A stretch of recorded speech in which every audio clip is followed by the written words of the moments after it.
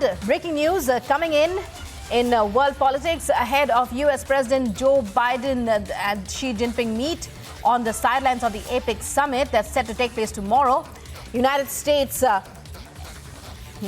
Jake Sullivan has expressed optimism on the meet.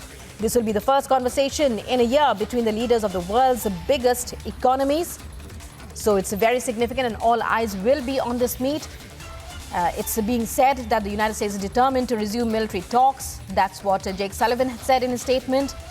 And remember, viewers, the US President and Xi Jinping will be meeting for the first time in a year at the APEC Summit tomorrow. Various issues are likely to be discussed, but top of the agenda will be the military talks. And joining me now is Abhishek Kapoor, Senior Executive Editor of Republic TV. Abhishek, a very good morning to you. Your perspective, your thoughts, even as the world will be watching this first meeting in a year between the two leaders. Yeah, more than a year actually, and it's important. The last time they met in Bali for about 90 minutes, and since then, Xi Jinping even refused to take a phone call from President Biden, and that's a measure of the kind of frostiness that has emerged in the first two big powers in the world. And then there has been a concerted attempt from the American side to really tone down, because remember, just about 5 days back, we had the Pentagon saying that if there is no military communication, then there can be a situation where things can go out of hand, because the comment was made in the backdrop of at least half a dozen incidents, both in the seas, in the South China Sea, and in air, in the same area, in the same geography, where Chinese military ships or aircraft had sort of scraped through and come very close in a dangerous maneuver with the American counterparts. So I think it's important that this dialogue happens. There are other issues post-COVID, the change in supply lines, the reshifting or the changes in the supply lines that have happened, and generally speaking, the way the world has responded to the Chinese expansionism, Chinese unilateralism, Chinese belligerence. I think a lot of things on the agenda, obviously. The most important aspect, of course, avoiding any military triggers in the Thucydides trap that the U.S. and China find themselves in, with the Chinese thinking that their time has come, and so flexing their muscles first in the neighborhood, so be it India, be it Japan, be it Philippines, Vietnam, Taiwan, of course. In fact, as a build-up to President Xi Jinping's visit, we have seen People's Liberation Army Air Force making every day one intrusion or the other, sometimes with as many as 20 aircrafts.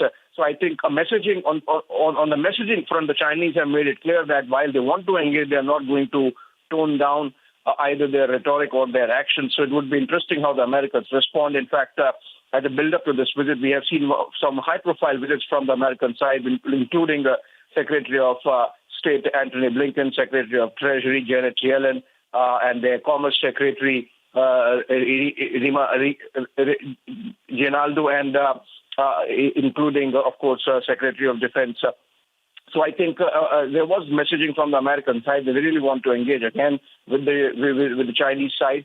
And from the Chinese side, you had only one visit, that of Wang Yi, which happened just about 10 days back. So just confirm and create some atmosphere for Xi Jinping's visit. So the Chinese actually have been behaving like their emperors, and the Americans sort of trying to adjust with that. But it would be interesting how the physical one-on-one, face-to-face meeting happens between the two leaders. It's important that it happens, because you cannot not have a dialogue between the two powerful nations, world's two most powerful nations. In fact, the most important aspect, the worrisome part, is that post that spy balloon episode, even the military hotline that existed between the two sides was snapped by the Chinese.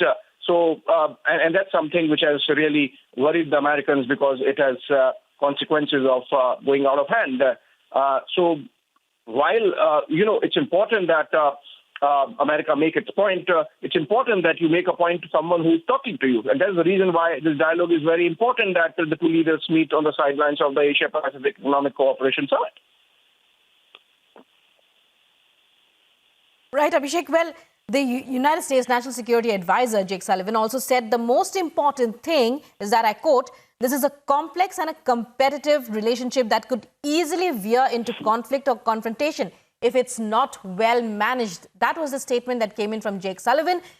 And there are reports in the media that say that China has taken objection to this term, competitive. Why would that be, Abhishek, if it's true?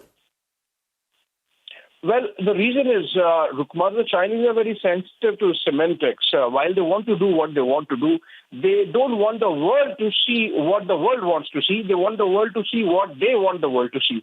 And that's the catch, really. So even if China wants to compete, they don't want the world to say, oh, yeah, they're competing.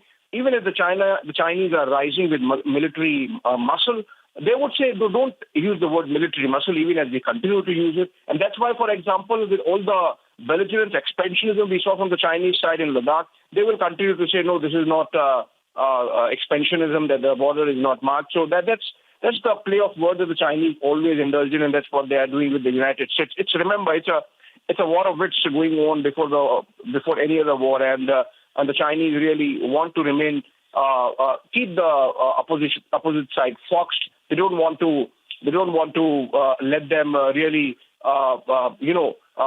be clear about the intentions, and that's why even they would want to confuse the opposite side. So in a way, it's another way of getting into a war with small battles, even on semantics, and that's what the Chinese are doing. Many thanks, Abhishek, for putting that into perspective. So, U.S. President Joe Biden and Xi Jinping to meet.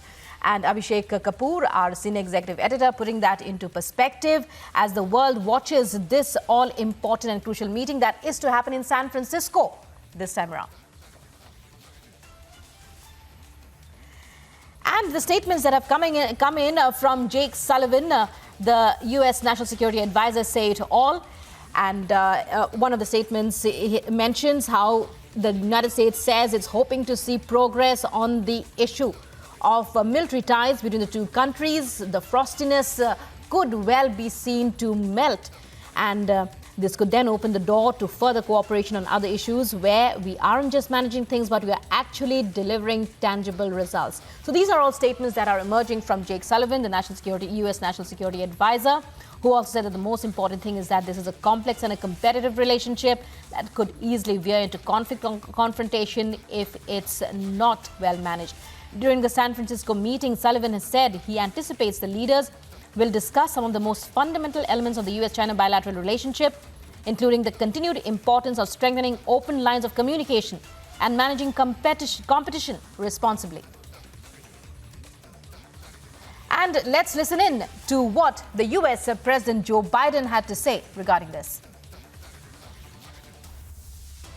Things stand still in the world, as we've just seen from the October 7th crisis. And there will be, inevitably, things that arise that are unanticipated. There will be turbulence, as there always is. And the question is, can we create the lines of communication and the broad parameters in the relationship so that through whatever comes, we can manage competition responsibly so it doesn't veer into conflict? That's what the president has set out to achieve in this summit with President Xi. And so he sees this not just as a one-off meeting, but as an important moment to be able to establish the kind of basis upon which we can proceed out into the future.